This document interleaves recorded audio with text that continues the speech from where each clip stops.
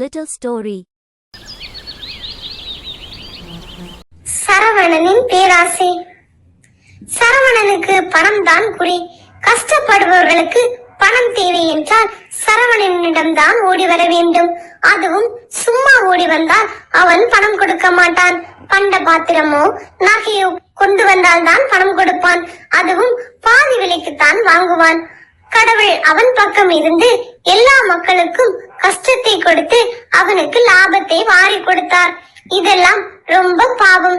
நம் மகனுக்கு பாவத்தை சேர்த்து வைக்காதீர்கள் என்று அவன் மனைவி கமலா கண்டிப்பாள். போடி போடி, பிழைக்க தெரியாதவளே, பணம் தான் உலகம், பணம் இல்லை என்றால் ஒருவனும் நம்மை மதிக்க மாட்டான் என்று அவளை கிண்டல் செய்வான் சரவணன். ஒரு நாள் புதிய ஆள் ஒருவன் சரவணனிடம் வந்தான். என் மனைவிக்கு ஒரு பெரிய ஆபரேஷன் செய்ய வேண்டும், அதற்கு பணம் தேவைப்படுகிறது, என்னிடம் உள்ள நகைகளை வாங்கிக் கொள்கிறீர்களா என்று கேட்டான். அவனை பார்த்தால் திருட்டு பயல் போல இருக்கிறது.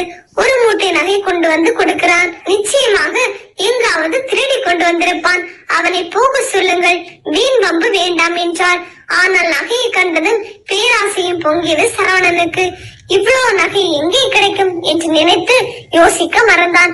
கமலா, நீ இந்த விஷயத்தில் தலையிடாதே, உனக்கு என்ன தெரியும் என்று அவளை திட்டி அனுப்பிவிட்டு மூட்டையுடன் வந்த ஆளை உள்ளே அழைத்தான். அந்த ஆள் மூட்டையை பிரித்தான்.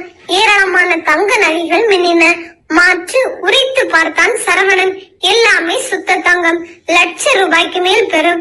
10,000 ரூபாய் தான் கொடுப்பேன், இஷ்டம் இருந்தால் கொடு, இல்லாவிட்டால் போ என்று கண்டிப்பாக பேசினான். சரி ஐயா, பணத்தை கொடுங்கள் என்று அழுது வடிந்தான் அந்த ஆள். உடனே பணத்தை கொடுத்து நகைகளை வாங்கி பீரோவில் வைத்து பூட்டினான் சரவணன். மனம் முழுவதும் சந்தோஷம். இப்படி ஒரு அதிர்ஷ்டம் யாருக்கு அடிக்கும்? லட்ச ரூபாய் மதிப்புள்ள நகையை 10,000க்கு சுருட்டியார். தன்னுடைய திறமையை எண்ணி மகிழ்ந்தான். ஒரு மாதம் சென்றது. சரவணன் வீட்டு வாசலில் போலீஸ் ஜீப் ஒன்று வந்து நின்றது.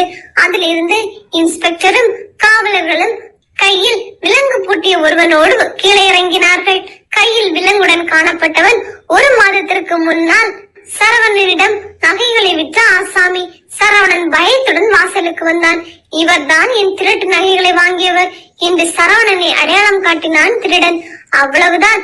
இன்ஸ்பெக்டரும் காவலர்களும் சரவணனின் வீட்டுக்குள் புகுந்து அலமாரியை திறந்து திருட்டு நகைகளோடு மற்ற நகைகளையும் சேர்த்து எடுத்துக்கொண்டு சரவணனை ஜீப்பில் அள்ளி போட்டுக் கொண்டு போனார்கள்.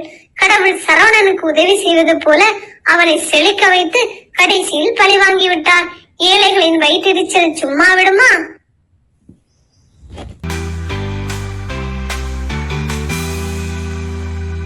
Little story. Subscribe our channel for more videos.